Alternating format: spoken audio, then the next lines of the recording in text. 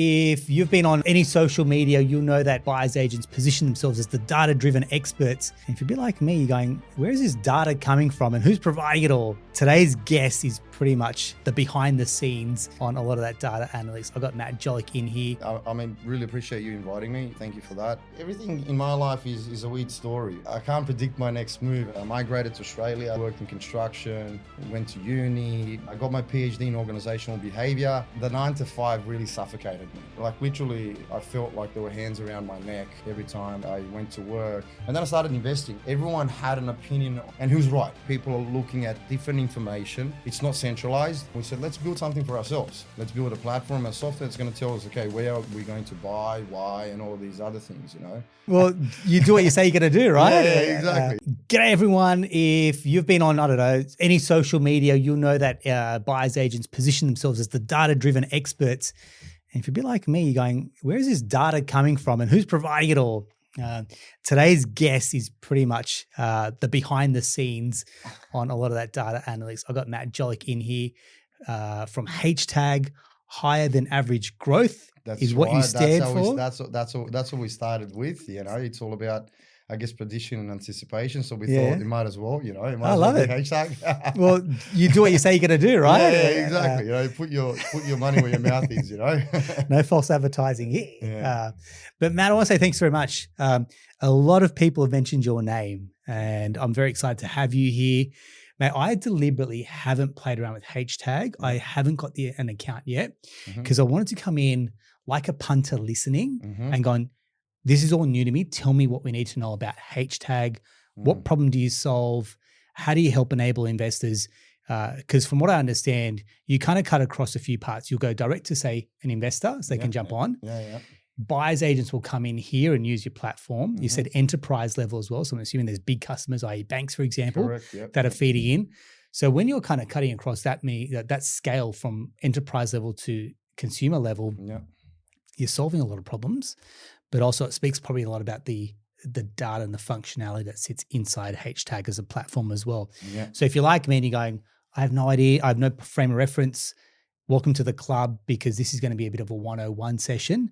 But I very quickly think that this is going to ramp up. And I say that because a lot of people said, mate, this guy moves quick in terms of you.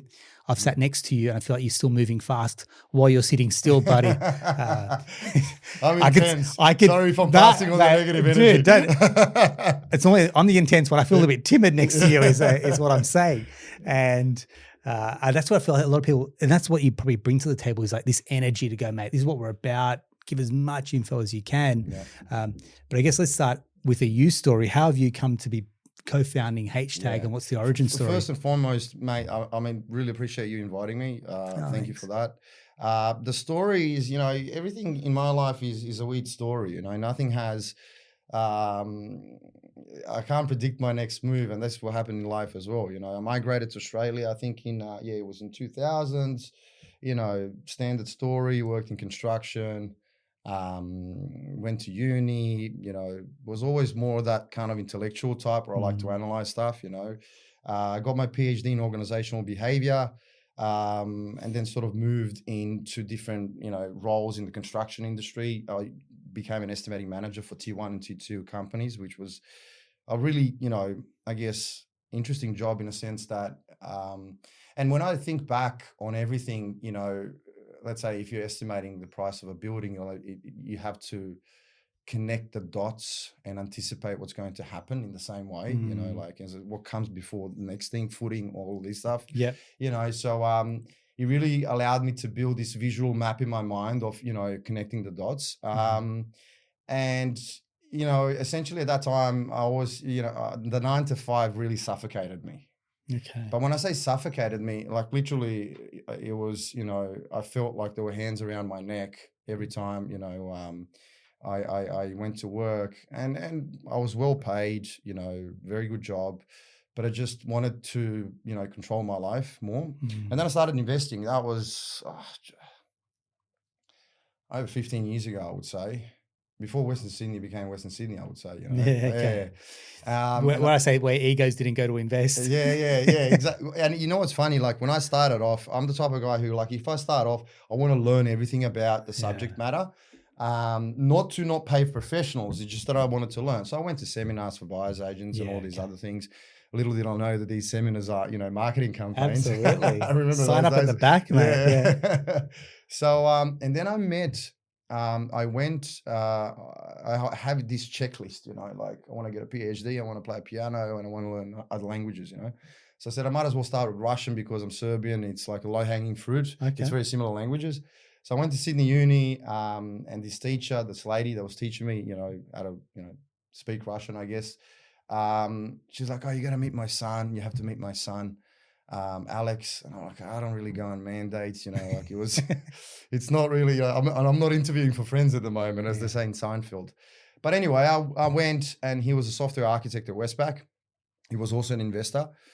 And we saw a problem in a sense that, going to these seminars, buyer's agent seminars, and nothing against buyer's agents, but I realized that everyone had an opinion or an idea about an area where they need to go, And a good example was, I remember at the time I was going to seminars and they were promoting Mackay Gladstone, house and land packages, by the way.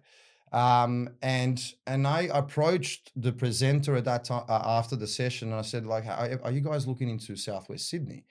The reason why I asked that question is because I went on the council websites and it said Southwest Growth Corridor and Northwest Growth Corridors. That were the two sort of expansion layers the government was putting money in. And this is way before Western Sydney Airport, But you can see a lot of infrastructure being built, expanding, population growth. I'm a boy from the Southwest, so mate, I absolutely know. Like, it exploded. It exploded, I mean, I bought there by chance. Well, not by chance. By chance, I lived there, but then I started researching a bit more. And then I realized, okay, if these professionals are saying I should go somewhere else, but I think I should go here because of X, Y, Z, then obviously people are looking at different information. It's not centralized. And who's right? That's the... And then Alex is a software architect. He always likes to build things. He's an engineer, coder, and we said, let's build something for ourselves. So we started building for ourselves, Let's build a platform, a software that's going to tell us, okay, where are we going to buy, why, and all of these other things, And we committed the cardinal sin of, building a product for yourself, not for your audience. Because I didn't even know the audience at that time, And when you're building for yourself, you actually, you have the blinkers on and you're sort of blind. You don't know what the user wants, And because Alex and I resonate with complexity, the platform increasing complexity, i.e. number of features, how we look at things. Like I think I mentioned to you, out of the 150 metrics that we have, 80 have been developed exclusively by us, because Alex has a data science background as well. Right, so we re-engineer things for the sake of accuracy, And then I think just, buyer's agents started resonating with it because buyer's agents inadvertently know more about the metrics and the data, and, we were building for 4 years, testing it, not even marketing stuff, and it just started, buyers agents started subscribing, then investors, and then, a whole new additional journey of education emerged as a necessity out of it, realizing that you really need to educate the public on, how to connect the dots, how to connect the story, how to, what is required for them to see the future and to understand that it will actually happen, Yeah. So that's essentially the background story in a nutshell of how So you build it. How does it go from build phase and you guys using it exclusive for yourself to now having commercial appeal like it does? Man, you know what? It's funny. I reflect over things. I mean, first, I don't know, like I would say luck. I would use luck, but it's interesting when you reflect over a couple of things, you somehow do things right and they just, connect. Like, for example, the connection between me and Alex, he's an engineer. I'm on the spectrum, by the way. So I'm obsessed with pattern recognition. Yeah. So, like I can really connect the dots very fast. And us working together, we produce something really robust, And then, commercial appeal, I guess, I was always big on providing value, There is this dilemma of B2B, B2C, i.e., is it a B2B platform? If it's a B2B, the customer shouldn't see it. And I don't resonate with that at all. I resonate with, if somebody wants to know, if somebody wants to understand something, I will explain things to them, Okay. And because of my academic background, I really resonated with explaining things. So that's why we created a community. And then it was just organic. Like, we were bootstrapped. Like, we just, I do what I say, essentially. I'm authentic. I'm reachable. It's not like, I know my customers very well. Created many friends. If they have a problem, they call me. It's not like my PA or anything like that. How do I manage all of that is another thing. Yeah. It's another question. I mean, that's exactly how, I just picked up the phone. I'm like, hey, mate, I thought I'd get in touch with an assistant. I'm like, go straight to you. And Like, for example, the number for the office. I mean, we have a virtual office, but we have like a O2 number. Diverts to me because I want to speak to the customer. I want to speak to the customer right away because it allows me to understand how they're thinking. Because a lot of customers have myths, social media is a wonderful place, but because of social media, everyone has an opinion. Oh, mate. Preach. And the fact that everyone has an opinion doesn't mean that all those opinions are right. Yes. And when everyone has an opinion, you can get attached to something because of their marketing or because of how mellifluous they sound or whatever it is, but it could be completely wrong for what you're trying to do. So I want to speak to the customer to see what beliefs are there, how do I unpack them, but also understand my customer, So, like it's, and I think that's what resonated with people, authenticity, being direct, always trying to innovate. Like, as I said, maybe 30 features out of, the 150 have been actually, feedback from the consumer. So we're not sitting in high chairs. And if you come back to me and say, mate, listen, I think you can do this better. And this is my idea. I would think about it and I would say, have you thought about this? If you're thinking in the wrong way, I'll tell you. Yeah. And they're like, oh, okay. But if it's a valid, feature, I'm like, oh, that's it. Great. Let's do it. It's on the backlog. Beautiful. So, it's just, I think the commercial appeal and how it came about is just, I think it's just good customer service, just being direct with your clients, Which is funny when you hear a tech business talk that way, for example, like, online business talk, because you can never really, like, you don't really get that face to face. That's very interesting that you said that. And I reflected over that as well. See, there is this, usually tech business, Salesforce, for example, they don't have a community side to it. So we had a tech business, but we always had a community, and community was created because of the education aspect, So how have you gone about? So take me through. So someone listening going, what is this community involved? How do I get involved? So that's great. So we started, I always say, I use this, one liner, it's one thing to see figures on a page and yet another thing to understand the story that they tell, I mean, everyone has access to vacancy rates, but when are they important and why, and I realized that, we need to create an educational aspect, which inadvertently I thought about community, to create a community where, I would explain to them how to use the product, help them in analyzing data and all of these other things. And this is when we, secondary to the Htag platform, we also have the mastermind community. Now, there are different levels to the mastermind community. You have a freemium level where, I do podcasts, invite people, showcase insights, all of these other stuff. But then, depending on your level of subscription, you have levels to you have access to different levels of the community. Great. Where it's more like a hands-on experience from my point of view, So I actually guide the user, I'm in paralysis analysis. What do I do now? How do I think about it? Because there's a lot of emotions involved in it. I'm glad you said there's emotions, because everyone comes in and goes, no, it's got to be all rational. Like, this is rational, mate. But we're talking about people's money and futures, and it's a highly emotional decision. It is a deterministic game and it's a rational game, but you're a human. Do you know what I mean? Absolutely. So as soon as let's say, if you're putting your financial future on the line and you tick all of the boxes, then what does the mind do? The mind goes back and goes, okay, have I understood the boxes? Have I ticked the right boxes? Have I did, and then you go into this loop and loop and loop. But there is a method. There is a method to the madness. There is a very clear method, because we're dealing with economics. We're dealing with supply and demand. Reducing supply, increasing demand equals price growth. That's it. I mean, I'm simplifying it, but essentially it is economics, So there is a method to the madness, but there is a learning curve. And in that learning curve, you have to actually invest effort to understand what things are, what they mean. I always say every data point is a representation of behavior. So when I speak to users, I say, okay, if the rents are increasing, what is happening? What is happening on the ground? Well, there's more and more people wanting to rent, and there's not enough rentals available. Think about it. Think about it. What is happening on the ground? Think about behavior, you know, and when you reduce it down to because every data point is a representation of behavior, you know, like I use the example. I went to REBA conference.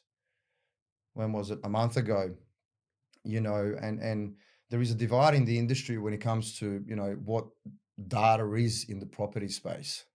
You know, you have the old school thinkers where they assume that the introduction of data will first take away their jobs, which is incorrect. You're never going to have a platform that's going to replace a buyer's agent or a mortgage broker, you know. But they think it's pseudoscience, you know. But then if I give them an example and I say, well, if I get into my car every morning at 7 a.m. and I drive to Macca's to get, you know, medium long black with 2 extra shots, and I do it 3 times in a row, on the 4th day, Google Maps will tell me that I got 3 minutes to my destination. So that's collecting of data, recognizing pattern, and predicting what's going to happen in the future. It's the same with property. Every purchase that you make, every behavior that you make, everything that you sell, everything, it's just a representation of behavior. And when you aggregate it to a level where you can extrapolate a discernible pattern, you can know essentially what's going to happen, you know? Awesome. Yeah.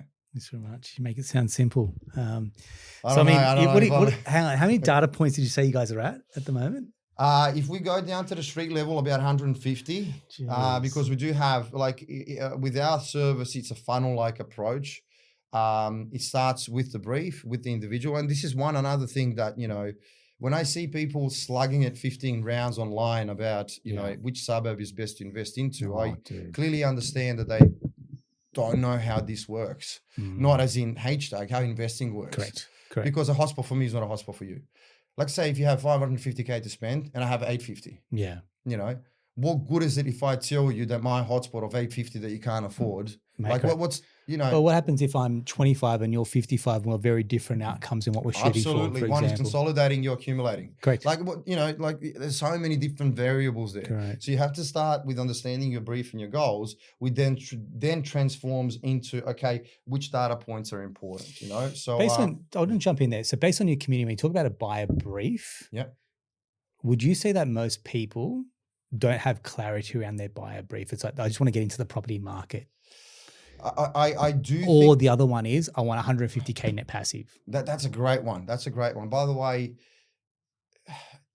the beautiful thing about the property industry is that it's it's populated with myths, and the myths allow you an opportunity to build a business.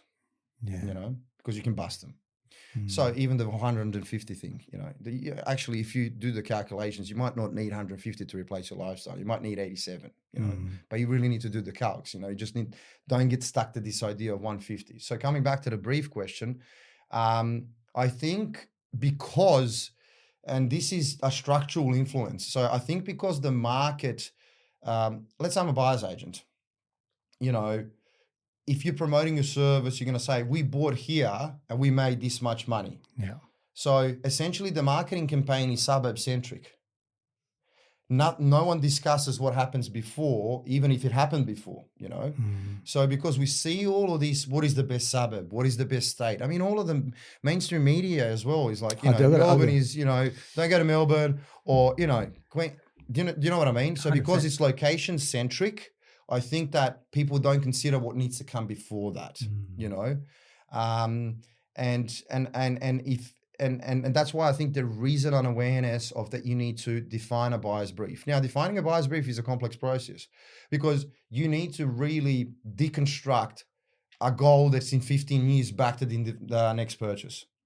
And how do you do that? That's a complex one, you know, but we've sort of distilled it to, you know, 5 different variables. They're very simple questions, but underneath those questions, there's like a 2 or 3 page narrative that I can actually go on and explain. You know? So the way we define a buyer's brief is first, what stage are you at in your portfolio building process? And are you in the accumulation phase, the expansion accumulation, or are you in the consolidation phase? Now, you know, there are different variances to that, as you would know, but if you're accumulating, or if you're building your portfolio now, putting serviceability aside now, because that is a very important, discussion point. You're going to get there by capital growth. You need to generate capital growth. I mean, I don't think you can get wealthy by buying assets that are $50 positive cash flow a week. Thank you. Thank you.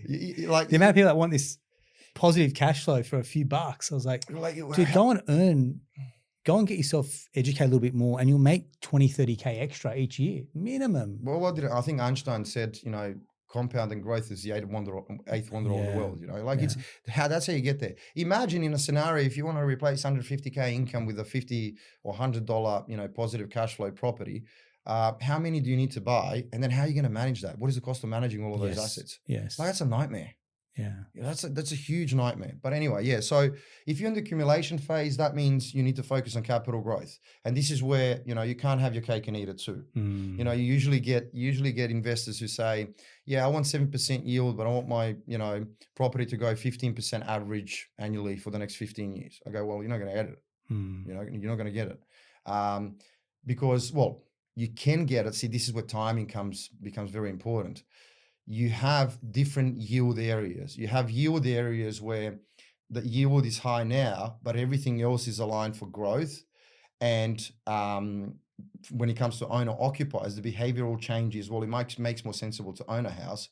So they divert from renting to ownership and purchasing, so the demand increases. Yeah. And when it comes to the higher yield component, investors prefer those areas, so they migrate, and then you have the competition. But you need other stuff aligned in order for that area to continue growing, because you have high yield areas like Newman, they never grow. Yeah. You know what I mean? Yeah. So yes, yield is a component at the beginning, and when you lock it in. But if you constantly want, this is the balanced strategy, and this is how I explain it to people. Well, if you're investing in a balanced strategy, meaning that, you want your rent to increase as well as you want capital growth, you have to understand that the yield equation is a seesaw. It's either one or the other. Everyone's trying to get the best of both worlds. Yeah, and you can't get the best of both worlds, because what that means, let's say you have 10 people in a suburb. Yeah? Yeah. Out of those 10 people, at one point in time, the preference will be for renting. Let's say 8 people go towards renting. That means rents will increase, but growth will stagnate, which will increase the yield. Yes. Yeah, seesaw. Yeah. Yeah. Yeah. Now, let's say after 2 years, suddenly the yield increases too much, rents become too high. Then it becomes more sensible to own a property. Then you see a migration towards purchasing. So then you see 8 people wanting to buy, 2 people wanting to rent. So the rents stagnate, capital growth increases. Yeah. Now, if you go through time frames where renting is popular, ownership is popular, or investing. Yeah. Renting is popular, ownership is popular.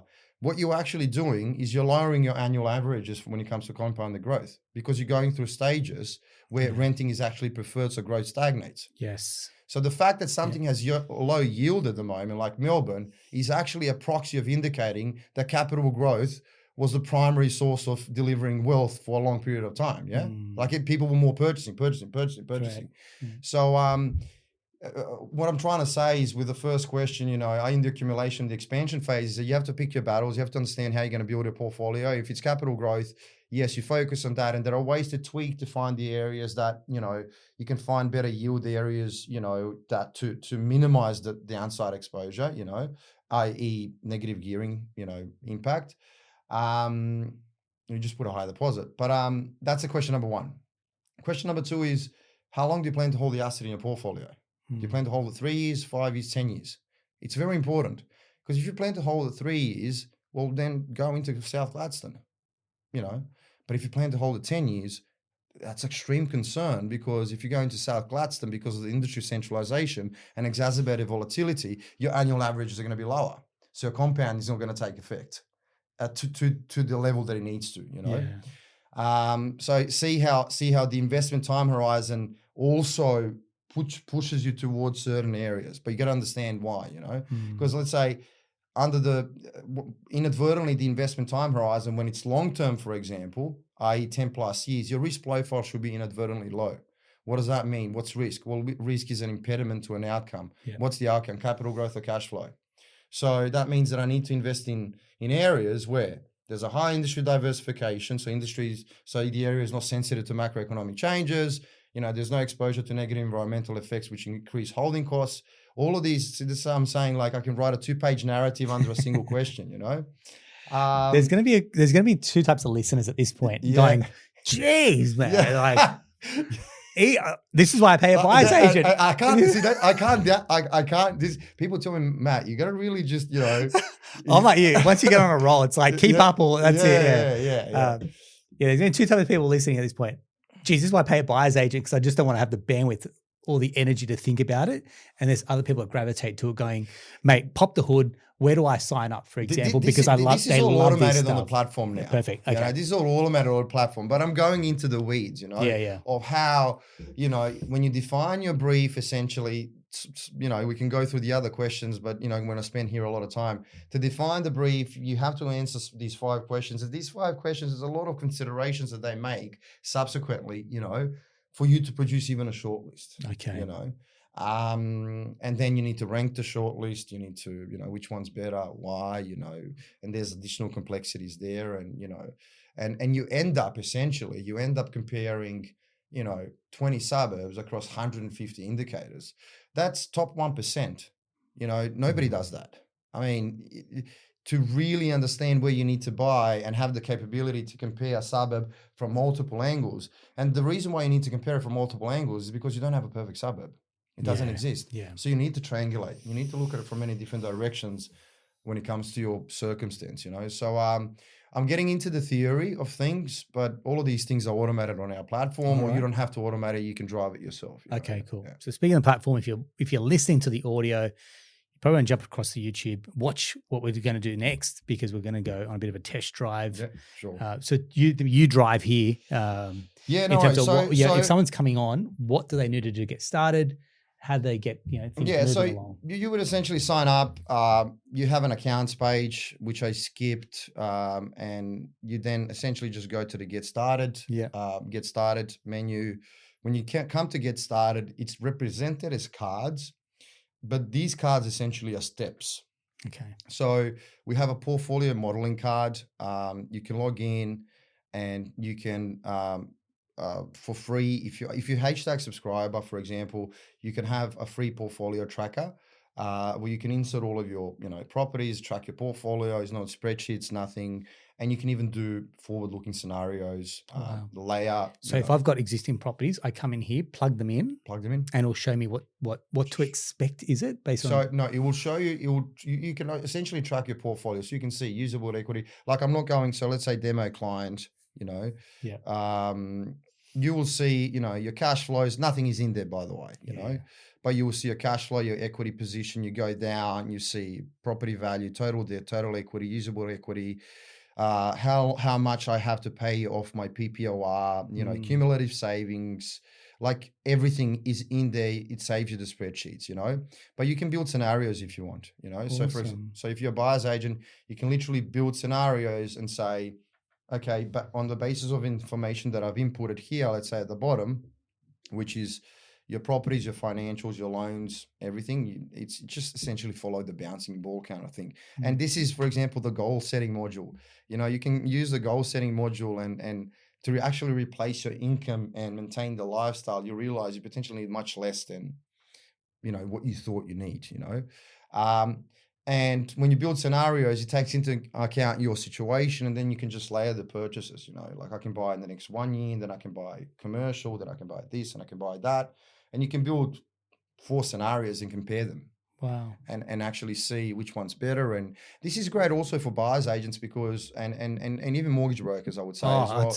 Because brokers, and to jump in. Yeah, go. We were speaking before this about kind of, who's in the box seat. I say brokers. You probably have far more buyers agents that are subscribed to this than mortgage brokers. I'd say brokers are asleep at the wheel if they're not using something like this. For example, we've got some good tech stack, but we've got everything that a client wants. So you should be coming to a broker first, and then they go to a buyer's agent. I find it's the other way around, where the BA is the top of the food chain. Mate, they're buying. It's like they've got one product to sell, which is their product, right? Whereas brokers are effectively open source. Like go here, do this, go. We're 2 or 3 steps ahead of where a client or BA could or should be. Absolutely, man. You know what's interesting? We have brokers on the platform. Yeah, right. Who use our service. And I can tell you that every single broker that uses our service that I speak to is a cluey person, forward-looking person. He's not asleep at the wheel. And they really use it for, providing strategic guidance to their clients, in many different formats, whether it's portfolio or whether it's suburb analysis or whatever that is, So, we do have brokers, absolutely. We don't market to brokers directly. It was just organic, because people like you realized, man, it's. I feel like the only data source of truth used to be like, what is it, Cotality now, for example, like Heartbeat Data, CoreLogic. Keep changing their bloody name, but that's that's pretty much where like it was the gold standard of data.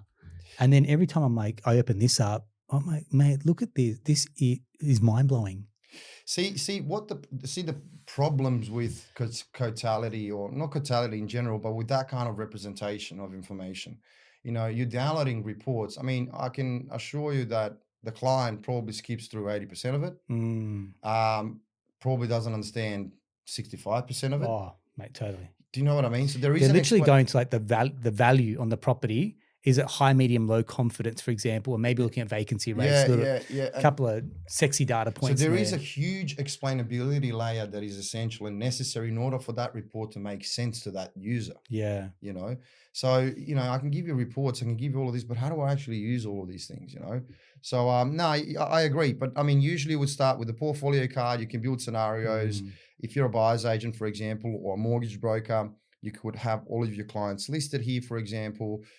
You can see their position, give them a buzz and say, listen, let's say re-engaging your loan book, essentially, for example, you have an equity position of X. That's exactly it. That's a problem with mortgage brokers, the re-engagement of the loan book. You know what I mean? Like, dude, I mean, you got to understand, for most brokers, what happens is this is not revenue producing activity. Talking to a client, your equity is at 65%. Okay, cool. Now what?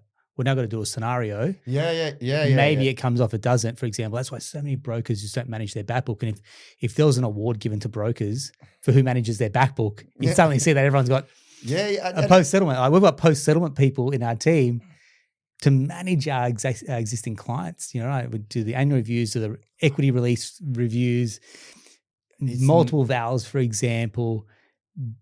Some clients will go, that's a value add, and some go, oh, that's cool to know, but what am I going to do with that? Yeah. Well, yeah. I mean, you have problem aware and problem unaware people in every industry, So the clients that see value, absolutely, and I think that's necessary, by the way, to do to really. And by the way, 100%. You can, you come in here, update the valuation, they know their position, all of this. So problem unaware people, you go, what do I do with this? Well, what are your goals? What are you trying to do? Well, you had that discussion with them surely when you started. Why are you buying what you're buying? What are your goals? So I think it's important, and the problem is that where the property industry is moving in general, and that includes all of the professionals. The clients want to be well informed. It's not anymore, here's 15K, or you're a mortgage broker, your mortgage broker sorted out. I want to know what a trust is. I want to know what a discretionary trust is. I want to know what a unit trust is. Correct. I want to know what the differences are and how does that affect my situation. Tell me about land tax thresholds. Tell me, should I be buying resi commercial? Should I be buying super inside SMSF or not? Exactly. Where would I be? I want to retire on this, or I want to pay off my PPOR by investing in properties, sell them off, get back here. Exactly. And I mean, the affordability issue. I mean, how do you? There's an affordability issue, but you can use property investing and pay off your PPOR. Absolutely. I mean, that's a product in and of itself. Like, correct. You can just really just do that. I specialize in this. So bottom line is, I agree completely with you. You need these tools and stuff to really, I guess, help individuals understand how to manage their finances, because I mean, the disparity between wage growth and property price growth has been the biggest since 1970. I mean, it's a Grand Canyon. If you look at the graph, it's ridiculous, and it's going to get worse. It will get worse. Yeah. So that's essentially how you start. You start with a portfolio. As I said, you can insert your portfolio. Track it. You can do scenarios. Then you will go to goal matching. Now, this is what I'm saying about the questions. Like, what is your investment time horizon? Let's say it's capital growth. What is your budget? Let's say it's between 550 and 850, and see how the strategies compressed on the right-hand side. They actually narrow, which inadvertently tells you that, how you answer questions produces only a particular strategy for you at this particular time. Let's say you want to hold the asset 7+ years, so now we're down to 3. This is an interesting one. What is your equity extraction time frame? You know, mate, you haven't got 6 months in here. Well, everyone wants to buy and strip the equity within 6 months. Yeah, see, this is the thing. You know why? Because, Perth has really tainted our perception, like it's, you make 150% return in like 3 years and it's going to happen all the time. And I get these phone calls. Okay, find me the next Perth. Well, no, you sometimes work within the constraints of the market. Yes. Sometimes the best performing, area gives you 20% compounded return for 4 years. Sometimes the best performing area gives you 12% compounded for 4 years. You don't find the Perth in every cycle, every part of the cycle, That your job is to find the fastest horse, but the fastest horse in some time periods might be 12%, in others it might be 35%. So it all depends what the market is providing you. Now, to give you an example, Perth, as an example, is not all of Perth, with speaking as if it's a monolith structure. I mean, there are markets within markets, but it's essentially at its peak or coming down. And to add to your 6 months observation, you have to understand that yes, you might invest in some markets and make 15% return in the first year, but what happens after? Yeah.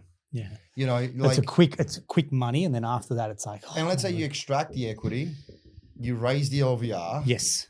And let's say that market declines to a reversion to the mean, which is negative, and then you start holding a liability, not an asset. Yeah. It's dangerous. And then you really impair your ability to build your portfolio. So timing when you're going to enter, so yes, Perth might give you more, but Melbourne, for example, is just starting picking up. You might get that wave, again, comes back down to the brief. If my brief is to build my portfolio very fast and I need 20% return, and this is why the equity extraction thing is here. What it actually says is it's separating 2, 3, and 4 years. So we developed a methodology called warm spot. So a warm spot would be an area that's going to generate 20 to 30% growth in 4 years, not compound. Then you just add the numbers, yeah? Area that's transitioning between warm spot and a hot spot would generate 20 to 30% in 3 years, and a hot spot would generate 20 to 30 in 2 years. Yeah, so that's why you have 2, 3, 4. So I'm listening and I'm like, Matt, how could you predict this space is like this? I'll show you. Okay. It's actually, we're very lucky. We're very lucky that property is an illiquid asset. And what does that mean? It doesn't exchange hands on a regular basis, such as other asset classes. Like I trade every asset class under the sun. I trade equities, I trade crypto. Yeah. Okay. I scalp, I trade, I value invest, everything. I just like it. And you can trade crypto on a 15-minute chart, and the trend is like that. Yeah. Because the exchange happens, instantaneously and regularly. With property, it's not like that. With property, in order to buy and sell property, takes months.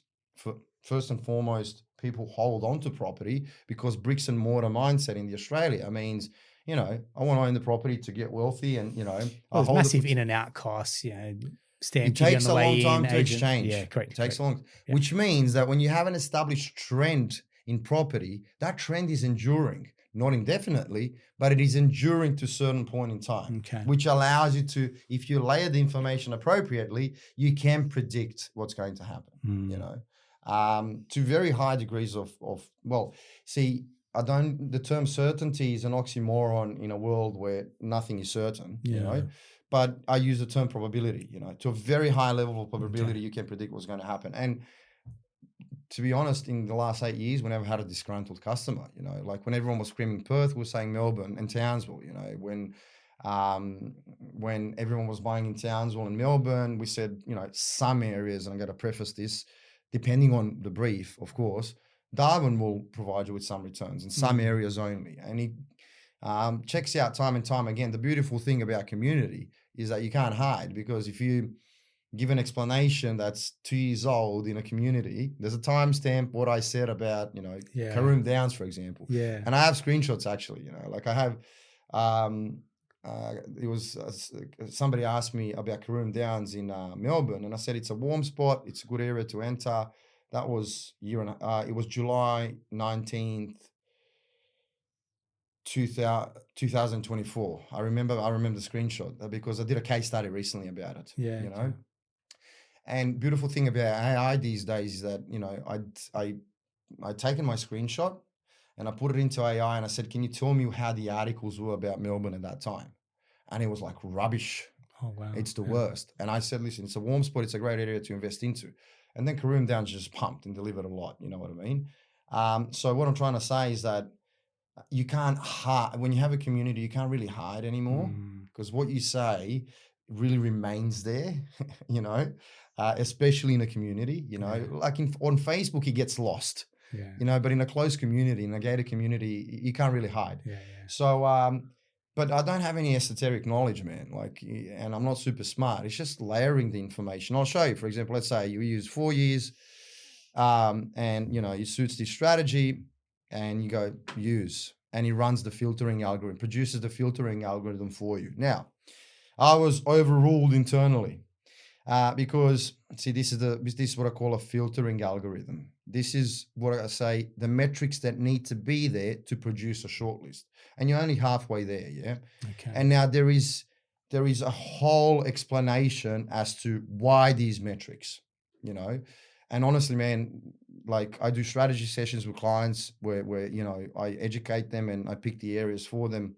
For me to explain this, what you see, can take 2 hours, you know. Right. So, but everything is there for a reason. We're addressing economic diversification and volatility. We're addressing affordability. We're addressing affluence. We're addressing supply scarcity, and then we're addressing market cycle delineation, as in when to enter with the last metric. Our last metric is price growth in the last year, and there's this, you know, term recency bias in statistics that says that.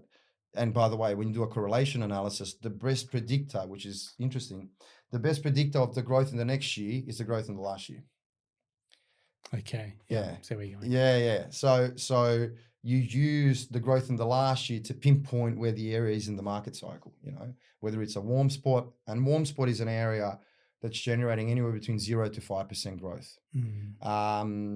It's just started moving, you know. Cold spot is negative in the last year. So warm spot is anywhere between 0 and 5. And how that usually manifests on the ground is like you get 2 or 3 offers for the same house, you know. The transitioning area between warm spot and hot spot is generating anywhere between 5 to 10% growth in the last year. And this is where you see more competition, more people coming in. And then hot spot is 20% plus. We see 20 offers for the same house. Townsvilles of the world, you know. Yeah. Good one. And example. Using the last year growth, you can use it as a proxy to pinpoint the market cycle.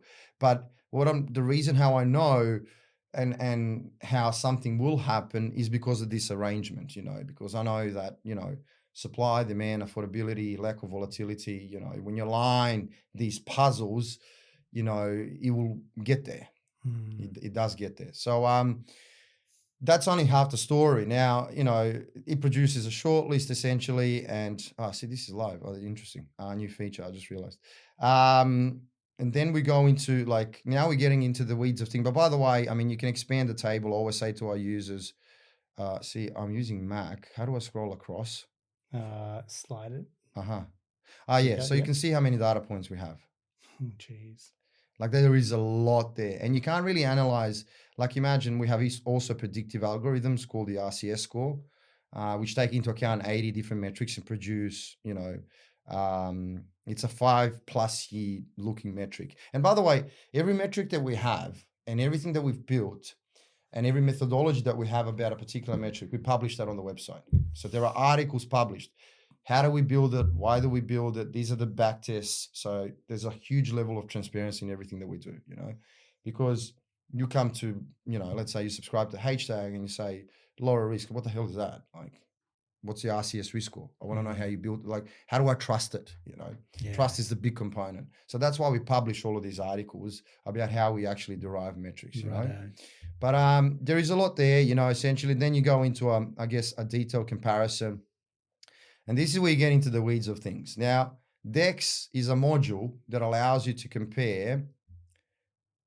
How many suburbs do we have in this shortlist for this strategy? 79. It goes, so there you go. Yeah. 79. So let's say that means that we can compare 79 suburbs. So using DEX Lite. So you have DEX Lite. and Dex Pro. Dex Lite has 33 metrics. Dex Pro has 105. So that means that you can compare 75 suburbs, whatever the number is, across 33 metrics in a second. Now, what you realize is that, again, we can go into the weeds of things and too long, but we are assigning weightings or the multipliers to different metrics on the basis of what the client is trying to achieve. So to give you an example, let's say you're investing under a cash flow strategy and you just want cash flow. You want that $50 positive cash flow a week. Well, you don't care about stock and market. You care about yield, vacancy rates trends, rental projections. You care about those metrics. And those metrics become first in the hierarchy. And so what you see here is you see these tags, L2, L3, L1. That's a metric hierarchy. Okay. Which metric is more important than the other? Now you see the other tags, ST, LT, MT. So that's long-term, mid-term, short-term. So what Dex allows you to compare all of the suburbs, not only on the base of the hierarchy of what you're trying to achieve, but also on the base of the time frame of your investment. Nice one. Yeah. And you can just generate Dex scores, compare the suburb. There's suburb pages as well. You can go into suburb pages. Depending on your level of subscription. I mean, there's everything there on the suburb page. You can even go in the street level and analyze pockets of streets, public housing, bushfire, flooding, ERSAD. So you even have listings here. What are the available listings? But, you're going down, this is the suburb page. You can expand units or houses. So if I just go back a step, again, people looking, where you've got this part here. So a range, I'm assuming, is that a range? That's one of the metrics. Where this potentially correct. has a range where see, this is up or down. That's great. So that's one of the metrics. It's called capital growth projection. Now, what is a capital CG projection? Yeah. So what is a capital growth projection? So this is an algorithm looking at the shape of the curve all the way 4 decades back and projecting where it will potentially land, top and bottom. Yeah. Now, see, this is very important. This is an algorithm looking at all of the past data and calculating the projection on the base of the curve. And it gives you a range where you could go. Now, how important is this metric? Well, it's not a level 1 metric, it's a level 2 metric, but it's still there. It's like a seasoning on top of a steak. I used this example yesterday in a podcast, So you need to layer information in terms of you first address the most important things, then you address the little bit less important things, then you address the least things, and then you have a complete picture, And the more things you have, the more points of reference you have, the more information you have about a suburb. And that's why we guide our users when it comes to the hierarchy. We tell them this is the hierarchy, address these first, then address these second, then address these third, So capital growth projection is a layer 2 metric or level 2 metric. It is important, but it's not as important as, for example, I'll give you an example. Let's say supply and demand trends. So see, we have stock on market trends, inventory trends, building approvals, days on market. And I think we're the only organization that actually has 5-year trends for all of the supply and demand metrics. Now, I'm not expanding everything. There's also affordability index, demand profile. There's a lot of here on the suburb pages. But bottom line is, these are the level 1 metrics, supply and demand. So the more severely the trend down in supply and the more improving the demand is, well, in this instance, what do we see from this graph? We see a trending down supply for the last 5 years as well as for the last 1 year. You can see that there is a little line underneath here, which is the short-term trend, and the one above is the long-term trend. So what is this telling me? This is telling me that this suburb has seen an increasing supply scarcity, not only in the last 5 years, but in the last year. There's less and less property on the market. Now, what do we see from the demand side? We see a weakening long-term demand because the days on market trend is increasing, meaning, it takes longer and longer for a property to sell, but you see a short-term divergence. You see that the demand in the short term is improving, so it's dropping down. Anyway, it is all about layering and understanding what to expect from markets. There is a lot here, but as I said to you before, like it's one thing to see all of these metrics here and yet another thing to just connect them into a narrative. And on our platform, you can do it in an automated way. You can do it yourself, you can skin it many different ways, Yeah. There's LGA pages, there's suburb pages. You're going to get results that come off the back of your search criteria, which then if we keep going upstream, until you can really refine that search criteria, everything else becomes conditional based on that initial search. Absolutely. So getting that criteria you must locked and loaded. How does someone do that if they're, I'll give you two examples, if they're new to the game or if they're time poor? Okay, so because I'm not saying this is time intensive, but this is, let's say going back, you start with goal matching, yeah? Yeah, okay. So if you're an entry level user, you know, this is why the community aspect is very important. You know, let's say in the mastermind community, I've built a selection of mini courses. I think that's 4 or 5. Okay. It takes you 2 hours to complete. It's not like a 6-month thing. 2 hours to complete where I explain everything, you know. The things, not just explain the platform, but explain the reason why. As I said to you, you know, do you want capital growth or cash flow? So I explain it. So there are resources there for them to, you know, awesome. to understand. Now, this is like a really, really rudimentary user who doesn't understand, okay, do I want capital growth or cash flow? What is capital growth? Like this is a low level, you know. For the intermediate or advanced users, you know, like buyer's agents, for example, they know, or you let's say, you know what your client needs to build a portfolio. So they need capital growth. And it's just essentially a question and answer exercise where you just tick the boxes. And a lot of our buyer's agents actually design their onboarding process in terms of these questions. So for example, the equity extraction time frame, you know, if let's imagine you're a buyer's agent, you ask your client, okay, you want to build a portfolio, I understand. Considering your serviceability, let's consider your serviceability. When will you be in a position to buy again if the market delivers, if the investment delivers? And you look at the calcs, you look at the portfolio and say, I'll be in 3 years. That means that we need to find markets that will deliver 20 to 30% in the next 3 years. So your answer to question number 4 is equity extraction time frame of 3. Beautiful. You know what I mean? Yeah. So it's ticking the boxes. It's following the bouncing ball, you know. Now, again, it's novelty, so it's the first time you're seeing it. But as I said, every user goes through an onboarding process. There is a community, and I coach everyone in the community. Fantastic. And there's automations on the platform where, you know, it just spits an output. But, you know, when I asked the team, you know, we discussed internally, should we build automation? I was against it. Because if I'm going to automate everything, you're going to answer all of these questions and you're going to produce a short list or whatever, you know. Then the next question you're going to ask, especially for professionals, you know, how do I get here? You know, why are these metrics here? And in order for you to sleep at night, you need to know why.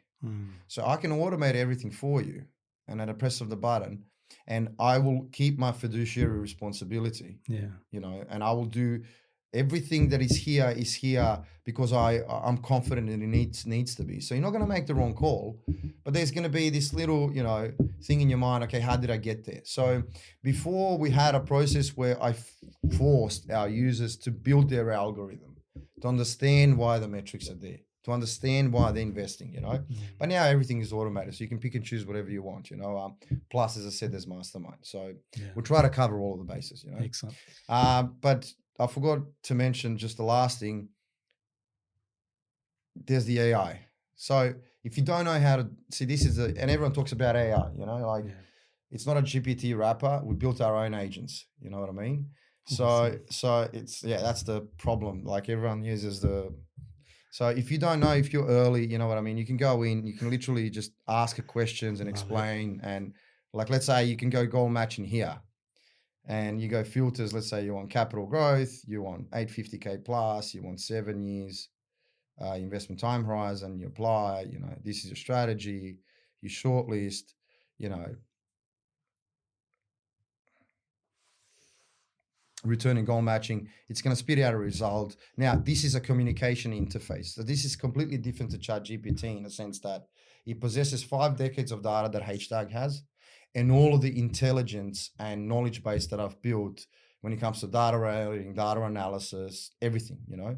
So you communicate with it if you don't know. You say, okay, but what is the affordability index? Why is it here? You know, what are all of these things? So it gives you a response right away as to why you produced a short list, what you don't know.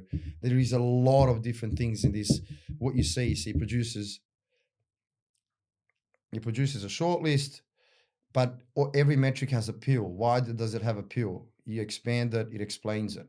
If you want to connect the metrics, you go plus you add this metric to another metric, and then it gives you an explanation. Like you can continually speak to it and ask it questions, and which will give you the explanation as to, you know, why things are here, how are they, what you need to consider next. So it gives you the next steps. So again, this is why we introduced the AI, not to leverage this new wave of the AI, but again, to add to that enhanced a layer of explainability where the user doesn't have to wait for me in Mastermind to wake up at 2 a.m. to dispel their concerns, but they can just go on and just ask it a question. And it's like me answering, you know. What's important is that what people don't understand is that when it comes to predicting markets, the best is you need machine learning models to predict market movements. AI is a large language model, sort of machine learning model. So when somebody out there tells you AI predicts market movements, it is completely a different model that can't be used for the property data to predict. So you need, what we did, we built a machine learning model within an AI and a reasoning and conversational interface to actually tell you what you need to do. So it's a really complex product, but it really solves that, I guess, problem that you outlined. Let's say I'm a novice, you know, what do I do? You can follow the bouncy ball, you can just ask it questions.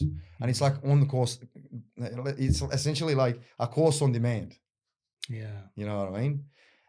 The capabilities like are enormous. I mean, you can pass on your clients from your portfolio here. Let's say you pass your portfolio clients and analyze the portfolio for a client, tell me which assets are lagging, why, in response to my goals. Like, it's extremely powerful. Like, I can spend a lot of time talking about it, but we'll get you back, mate. that's there's much more to this, but I mean, yeah, that's essentially in a nutshell. Mate, I can see why everyone's raving about this over other data platforms. If I can be, thank you, man, really open. That's not blowing any smoke, my friend. It's just more to go. When you guys have come into this with not the commercial first, like, we're not going to monetize this, we're going to weaponize this to go, hey, look, this is what investors need. Whether it's you're a do-it-yourself investor, whether you're doing it with a buyer's agent, whether you want to be hands-on with your portfolio, whether you just want to double check what a BA is sending you, and you can self-verify at that point. And I think that becomes important because a lot of people abdicate their decision to a BA. Go off, do it for me, and I expect results. Whereas if you're in the trenches with your BA, go, okay, yep, I've got the property, for example, and they're going to serve you a property. But there's everything else that comes when we keep going upstream going, but these are my metrics for success. This is my time horizon. This is my budget, for example. And you can put yourself back into the driver's seat. And I think that's probably what I see is the missing link at the moment, which is people come in, engage a broker, that's cool, that we have our swimming lane to be in. Then they'll go to a BA going, now you do this for me with my budget, but they're second guessing the BA, for example. Well, if you're second guessing them, then hop on here. Or second guessing them, you need to have the tools to second guess them. To understand what questions to really ask. Now there are great BAs. Don't get me wrong. BAs. Correct. There are great. There's everything good and bad, you know. And what is interesting, I just had a phone call in the car with a gentleman. When I mentioned this B2C thing before, you know, there are some buyers agents who say, no, investors shouldn't have access to this. We should have the competitive advantage with the advice given, you know, like it's just like, I want to hoard the knowledge and I want to flog whatever. As soon as somebody says that, I know what kind of an ethical mindset and moral standpoint they have, you know. Yeah. If you think pressing the buttons is your edge, like clicking a few buttons on a mouse is your edge, then you've missed the point.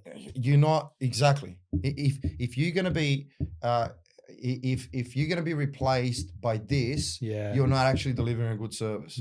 Now, the flip side to that is a lot of our users, and a lot of them, you know, in the mastermind community, as I said, a lot of BAs get leads from the community because they provide value. Like a lot, it's been happening a lot, you know. And a lot of users that they use Htag, their buyers agents that are cluey, they say, a client that's informed is a great client. I agree. Because it expedites the process so much. It eliminates the emotionals out of it, which we all have. You know what you're aiming for. You know what the goal is. You're aligned right away from the onset. You don't have to spend time talking them off a ledge. Yes. You know, it takes some bias out of it as well. Absolutely, yeah, absolutely. Like, or it's like my mate's mate bought here, and it can take that entire part of the conversation out. And as I was exactly that educated point, it elevates the conversation absolutely to a point where it's like, yeah, we're talking the same language, man. We're talking these metrics. This is why we're going to this area, for example. We've got boots on the ground that you haven't seen, or sometimes the data hasn't caught up with yet. Absolutely. And yeah, I think there's so much more. Aaron, we use buyer's agents. Htag purchases. Htag purchases. We purchase property, you know, under trust to build our asset base, and all of these other stuff. I use a buyer's agent. I used a buyer's agent 3 weeks ago. You know, I told him where to buy. I said, go here, buy here. Okay. And I don't want to buy in any other area. I want to buy here because I did my research.